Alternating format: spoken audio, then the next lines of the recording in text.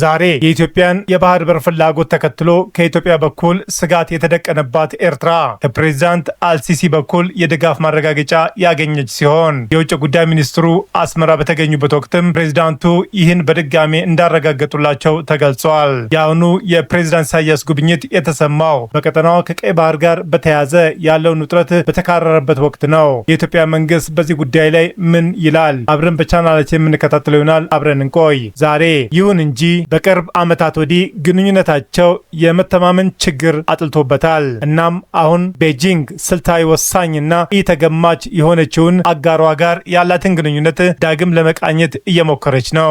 ቻይና በድንበሯ መረጋጋትን እና ፒዮንግያንግ ዳግም ተጽዕኖ ማሳደር ትፈልጋለች። እንዴት? ቻይና በፒዮንግያንግ የኒውክሌር መርሃ ግብር ላይም ጠንካራ አቋም ብትወስድም ሰሜን ኮሪያን ወደ ፑቲን እቅፍ ይገፋል ይላሉ ስትራቴጂክ እና ዓለም አቀፍ ጥናት የውጭ ጉዳይ ፖሊሲ ክፍል ፕሬዝዳንት የሆኑት ቪክተር ቻ። ኪም ጆንግ ኡን አልፎ አልፎ ልትተካቸው ትችላለች ተብላ ከምትጠረጠሯ ሴት ልጃቸው ጋር በመሆን አደባባይ ይታያሉ። ከአያታቸውና ከአባታቸው የስልጣን ዘመን የእሳቸው የኪም የስልጣን ዘመን የጦር መሳሪያ ሙከራ ማን ይበልጣል? በቻናላችን የምንለው ይኖራል። አብረን እንከታተለው። አድማጭ ተመልካቾቻችን ዜናዎቻችን ሰምታችሁ ላይክ፣ ሰብስክራይብ እና ሼር ያድርጉ። እስከዛሬ ላይክ፣ ሰብስክራይብ ላደረጋችሁ እንዲሁም ለምታደርጉኝ አድማጭ ተመልካቾች ልባዊ ምስጋና ይድረሳችሁ። እናንተ አቅም ብርታት ይሆነኛልና አመሰግናለሁ።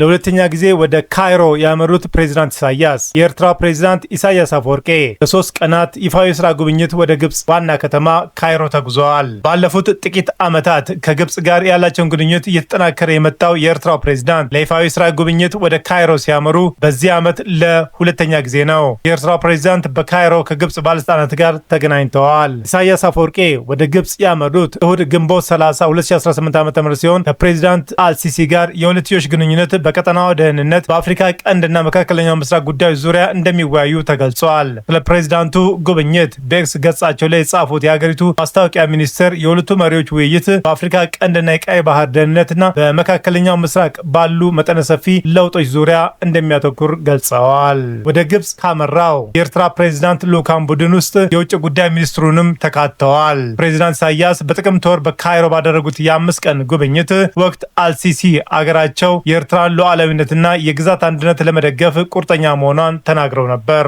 ከኢትዮጵያ ጋር በታላቁ ህዳሴ ግድብ ምክንያት ለዓመታት ውዝግብ ውስጥ የምትገኘው ግብጽ ሶማሊያን ጨምሮ ባለፈው ዓመት ከኤርትራ ጋር የትብብር ጥምረት እንደፈጠረች ይታወሳል። ግብጽ፣ ኤርትራና ሶማሊያ ባለፈው ዓመት ጥምረት የጋራ ግንባር የመሰረቱት ኢትዮጵያ ከሶማሊላንድ ጋር የመግባቢያ ስምምነት ከተፈራረመች በኋላ ነበር። በግንቦት ወር የግብጽና የኤርትራ የውጭ ጉዳይ ሚኒስትሮች ተገናኝተው በቀይ ባህርና በቀጠናው ጉዳዮች ላይ ተወያይተዋል። የግብጽ የውጭ ጉዳይ ሚኒስትር ባደር አብደላቲ እና የግብጽ የትራንስፖርት ሚኒስትሩ ሌተናል ጀነራል ከማል አልዋዚር ግንቦት 8 2018 ዓ.ም ወደ አስመራ በማምራት ከኤርትራው ፕሬዝዳንት ኢሳያስ አፈወርቂ ጋር ተወያይተዋል።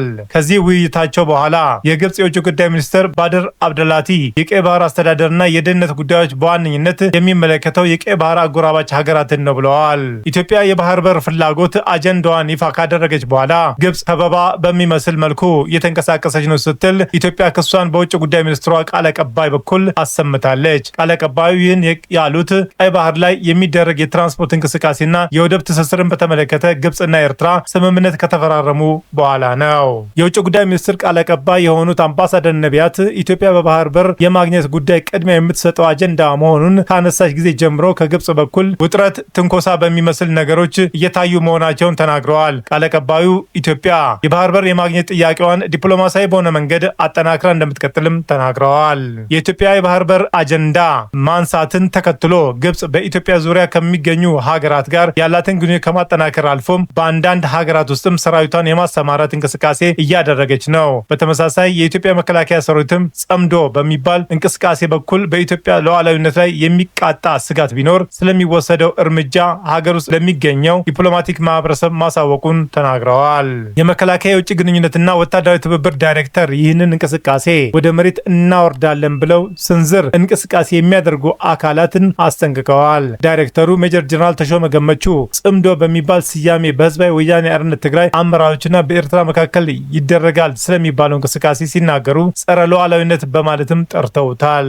አክለውም ጫንቃቸውን ለፈርዖን ቀንበር በሰጡ የኢትዮጵያውያን አካላትና በአካባቢው ላይ ባሉ ስብስብ የተፈጠረ ነው ብለዋል። ከዚህ ሀሳብ ጋር የሚያያዝ ጉዳይ ነገ ትልቅ እርምጃ የሚያስወስድ ጉዳይ ቢነሳ የማንንም ፍቃድ መጠየቅ እንኳን ባያስፈልግም ወዳጆቻችንን አብረውን የሚሰሩ ሰዎች የውጭ ሰዎችን ይህንን ሀሳብ እንዲገነዘቡ ማድረግ ተገቢ መሆኑን አብራርተዋል። ሜጀር ጀነራል ተሾመ የውጭ ጉዳይ ሚኒስትርም በዚሁ ጉዳይ ላይ ተመሳሳይ ስራ ያከናውናሉ የሚል እምነት እንዳላቸውም አክለዋል። በጽምዶ እንቅስቃሴ የሚሳተፉ አካላት ሀሳባቸውን ተግባራዊ ለማድረግ የሚንቀሳቀሱ ከሆነ እንደ ሉዓላዊ ሀገር ይህ ተቋም ደግሞ በመንግስት ግዳጅ እንደተሰጠው ኃላፊነት እንደተሰጠው የኢትዮጵያን ሉዓላዊነትን ለማስጠበቅ ስራ እንደሚሰራ አካል ሰም በእሳት እንደሚቀልጥ ይቀልጣሉ ብለን ነው የምናስበው የምናምነው ብለዋል። የኢትዮጵያ መንግስት ባለስልጣናትና የመንግስት የመገናኛ ብዙሃን በሀገሪቱ ውስጥ ሰላምን ለማደፍረስ እየተንቀሳቀሱ ነው የሚሏቸውን ቡድኖች በኤርትራና በግብጽ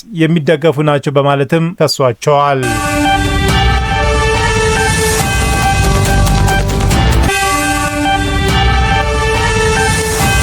ወደ ሰሜን ኮሪያ ያቀኑት የቻይናው ፕሬዝዳንት ለቻይናው መሪ ዢ ፔጂንግ ሰሜን ኮሪያ መቆጣጠር የማትችላት ወይም ልታጣት የማትችላት ጎረቤቷ ናት፣ ሁለቱ ሀገራት በተደጋጋሚ ወዳጅነታቸውን በደንብ የተሳሰረ ሲሉ የኮሪያው ጦርነትን በመጥቀስ ይናገራሉ። ሀገራቱ ሰሜን ኮሪያ የኒውክሌር መርሃ ግብሯን ፍላጎት ምክንያት በሚኖረው ቀውስ ተስባ መግባት ግን አትፈልግም። ስለዚህ የፕሬዝዳንት ዢ የዚህ ሳምንት ጉብኝት ከወዳጅነት ይልቅ የኃይል ተጽዕኖ ላይ የበለጠ ሊያተኩር የሚችለው ደቡብ ኮሪያ ዢ በሰሜን ኮሪያና በአሜሪካ መካከል ቤጂንግ እንደ አሸማጋይ አድርገው ሊያቀርቡ ይችላሉ የሚል እምነት ቢኖራትም ቻይና ግን ሌሎች ፍላጎት ይኖራት ይሆናል። የምዕራብ ዲፕሎማቲክ ምንጮች ለቢቢሲ ቻይና እያደገ የመጣውን የፒዮንግያንግና የሞስኮ ወዳጅነት እንደተጨነቀችም ተናግረዋል። ከሳምንታት በፊት ዢ የሩሲያውን ፕሬዝዳንት ቭላዲሚር ፑቲን ተቀብሎ ካነጋገሩ በኋላ በተለይም ቤጂንግ በዓለም መድረኮች ያላትን ስፍራ እያሳደገ በመሆኑ የሰሜን ኮሪያ መሪ ኪም ጆንግ ኡን አደብ መግዛታቸውን ማረጋገጥ ይሻሉ።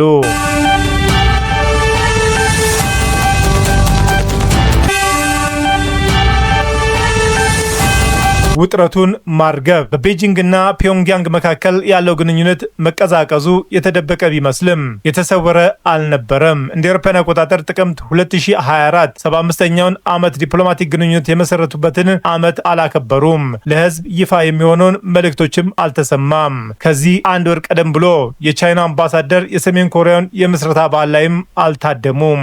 ከሞስኮ ጋር ከነበረው ሞቅ ያለ ግንኙነት አንጻር ባለፈው ዓመት በከፍተኛ ባለስልጣናት ደረጃ ግንኙነት አልነበረም። ከሞስኮ ጋርም እያደገ ያለው ቀረቤታ ቤጂንግ አልጣማትም። ሩሲያ ዩክሬን ላይ ወረራ ከከፈተች ወዲህ ሰሜን ኮሪያ ከፑቲን ጋር ወታደራዊ ትብብር አጠናክራለች። እንደ አውሮፓውያን አቆጣጠር በ2024 ፑቲን ፒዮንግያንግን ሲጎበኙ ሀገራቱ የጋራ የመከላከያ ስምምነት ተፈራርመዋል። 2300 የሚሆኑ የሰሜን ኮሪያ ወታደሮች ለሩሲያ ሲዋጉ በዩክሬን እንደተገደሉ የቢቢሲ ምርመራ አረጋግጧል። ፒዮንግያንግ ለሩሲያ ተተኳሽ በነዳጅ እና እርዳታ ለውጥ በማቅረብ የሞስኮን ጦርነት እያገዘ ነው በማለት ትከሳለች። ይህም ዋሽንግተንና አጋሮቿን ሲያሳስብ ቻይናንም ኮርኩሯል። የኒውክሌር ፖሊሲ ባለሙያ የሆኑት አንኪት ፓንድ ቻይና በሞስኮና ፒዮንግያንግ በፍጥነት ግንኙነታቸው እያደገ ባለው ወቅት ጥቅሞቹን መከበራቸውን ማረጋገጥ ትፈልጋለች ይላሉ። ቻይና አንድ ይፋዊ የመከላከያ ስምምነት ብቻ ያላት ሲሆን ይህንም ስምምነት ያሰረችው ከሰሜን ኮሪያ ጋር ነው። ስለዚህ ቤጂንግ የፒዮንግያንግ ላይ ሩሲያ ተጽዕኖ ፈጣሪ የምትሆንበትን የቢሆን እይታ የማትቀበለው ለዚህ ነው። መተማመን ያላቸው ጥገኛ ያልሆኑ ኪም ቻይና የኃይል ተጽዕኖ ይቀንሳል ማለት ነው። ቤጂንግ ግንኙነቷን ለማደስ በሚመስል መልኩ ምላሽ ሰጥታለች። ባለፈው ዓመት ፕሬዚዳንት ዢ ኬምን በቤጂንግ የወታደራዊ ትርኢት ላይ በመጋበዝ ከፑቲን ጎን እንዲቆሙ አድርገዋል። ሁለቱ ጎረቤት መሪዎችም ከ6 ዓመታት በኋላ በይፋ ሲገናኙ የመጀመሪያው ነበር። ዢ ሁለቱን ሀገራት መልካም ጎረቤቶች፣ መልካም ወዳጆች እና ከጋራ እጣ ፋንታ ባለፈ መልካም ጓደኞች ሲሉ ያሞገሱ ሲሆን የቅርብ ስልታዊ ቅንጅት እንዲያደርጉም ጥሪ አቅርበዋል። በዚህ ይፋዊ መግለጫ ሳይጠቀስ የቀረው የሰሜን ኮሪያ የኒውክሌር ጦር መሳሪያ ነው። በሃርቫርድ ዩኒቨርሲቲ የእስያ ማዕከል ተጋባዥ ባልደረባ የሆኑት ሊ ሱዮንግ ሃዩን ቤጂንግ ፒዮንግያንግን እና ሞስኮ እያደገ ያለው አጋርነት ዙሪያ የተደበላለቀ ስሜት አላት ይላሉ። በአንድ በኩል አጋርነቱ ዋሽንግተንን ትኩረት በመንፈግ እና ፖሊሷ ላይ በርካታ ስጋቶችን በመደቀን የሚያወሳስብ በመሆኑ በተዘዋዋሪ ቻይናን ይጠቅማል ይላሉ። ነገር ግን በሩሲያና በሰሜን ኮሪያ መካከል ወታደራዊ ትብብርን ማሳደግ ከአሜሪካን፣ ጃፓንና ደቡብ ኮሪያ ጠንካራ የሶስትዮሽ ወታደራዊ ምላሽ ሊያስነሳ ይችላል በማለት ይህ ቤጂንግ እንደማያሳስባት ጠቅሰዋል። ቻይና የሰሜን ኮሪያ የኒውክሌር መርሃ ግብር ድጋፏን የማትሰጠው ለዚህ ነው። የአሜሪካና አጋሮቿ በቀጠናው ያላቸውን እንቅስቃሴ ያሳድጋል የሚል ስጋት አላት። ይሁን እንጂ ቻይና ችግሩን ፊት ለፊት እየተጋፈጠች አይደለም። እንደ አውሮፓውያን አቆጣጠር በ2022 አሜሪካን በመንግስታቱ ድርጅት ሰሜን ኮሪያ የሚሳኤል ሙከራ ላይ ማዕቀብ ለመጣል ያደረገችው ሙከራ ቻይናና ሩሲያ ድምፅን በድምፅ በመሻር ውድቅ አድርገዋል።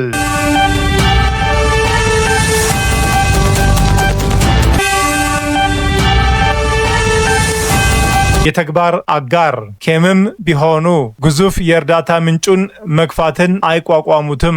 ባለፈው ዓመት ቻይና ለሰሜን ኮሪያ የላከችውን ምርት 2.3 ቢሊዮን ዶላር ከፍ ብለዋል። ይህም በ6 ዓመታት ውስጥም ከፍተኛ ነው። ከ6 ዓመታት ቆይታ በኋላም ከቤጂንግ ወደ ፒዮንግያንግ የሚወስደው የመንገደኞች ባቡር ባለፈው ዓመት ተጀምሯል። ተንታኞች ይህንን የፒዮንግያንግን ወደ ቀለበቷ ለመመለስ ቤጂንግ የተወሰደ ስልት ነው ይላሉ። ለኬም የተግባር ምንጭ ነው። ዩክሬን ጦርነት ሲቋጭ ሩሲያ ሰሜን ኮሪያን እርዳታን መፈለግ ይቀንሳል። እንደተገለሉት ፑቲን ሳይሆን ዢ በቤጂንግ የዓለም መሪዎችን እየተቀበሉ ነው። ስለዚህ ኪም በደካማ አጋር ላይ ተንጠልጥሎ መቅረትን አይፈልጉም። ነገር ግን ይህ ግንኙነት ከጅምሩም ችግር ላይ ነበር። ኪም ስልጣናቸውን የተረከቡት ከአባታቸው የተለየ ትኩረት አቅጣጫ ይዘው ነው። ኪም ጆንግ ኢል በተደጋጋሚ ቻይናን በመጎብኘት እና የቤጂንግን እርዳታ የተደገፉ ሲሆኑ ልጃቸው ወደ ኒውክሌር ልማት መርሃ ግብራቸው ወዲያውኑ ነበረ የተሯሯጡት። በመጀመሪያ 6 ዓመት የስልጣን ቆይታቸው ኬም 90 ባለስቲክ ሚሳይል እና 4 የኒውክሌር ፍንዳታ ሙከራ አድርገዋል። ይህ ከአባታቸውና ከአያታቸው ያደረጉትን ሙከራ ጋር ተደምሮ የሚበልጥ ነው። ይህ ቤጂንግ አሳስቧታል። በቻይና አረጋጊ መሪ ተደርገው ይታዩ የነበሩት የኬም አጎት ግድያ ግንኙነቱን ይበልጥ አሻክሮታል። ዢ ለዚህ ምላሽ የሰጡት ኬምን ከማግኘታቸው በፊት ደቡብ ኮሪያን በመጎብኘት ደስተኛ አለመሆናቸውን ጠቁመዋል። ይህ እርምጃ ሆን ተብሎ መዝለል ተደርጎ ታይቷል። ሰሜን ኮሪያ ቻይናን ወላዋይና ጠላታችን በማለት ነበረ ምላሽ የሰጡት። በ2018 የኒውክሌር መርሃ ግብራቸውን ማዕቀብ ሲበረታባቸው ኬም የመጀመሪያዎቹን የውጭ ሀገር ጉብኝት አድርገዋል። የጥይት መከላከያ በተሸፈነች ባቡራቸው ቤጂንግ አቅንተዋል። ይህ ንግግር ጥንቃቄ የተሞላበት አጋርነት ማስጀመሪያ ሆኗል። ኬም ከዚህ በኋላ የአሜሪካንና የደቡብ ኮሪያ መሪዎችን አግኝተዋል። ይህም ዘወትር በቻይና ምክር ላይ የተመሰረተ ነው። መልእክቱ ግልጽ ነው። ፒዮንግያንግ ያለ ቤጂንግ ድጋፍ አትደራደርም የሚል ነው። ዛሬ ሰሜን ኮሪያ ለቻይና ጋሻና ሸክም ሆና እያገለገለች ነው። የአሜሪካን ኃይሎች በርቀት የምትጠብቅ ቢሆንም የጦር መሳሪያ ሙከሯ ግን ቀጠናውን አለመረጋጋት ስጋት ውስጥ ጥሏታል። ይህ በእንዲህ እንዳለ ኬም የቻይናን ጥበቃ ካለ ቻይና ቁጥጥር ይሻሉ። ሁለቱም ወገኖች አንዳቸው በሌላቸው ላይ እምነት የላቸውም። ነገር ግን ለአሁኑ አንዳቸው ለሌላቸው እንደሚያስፈልጉና ለመነጋገር ይህ በቂ ነው ብለው ያምናሉ።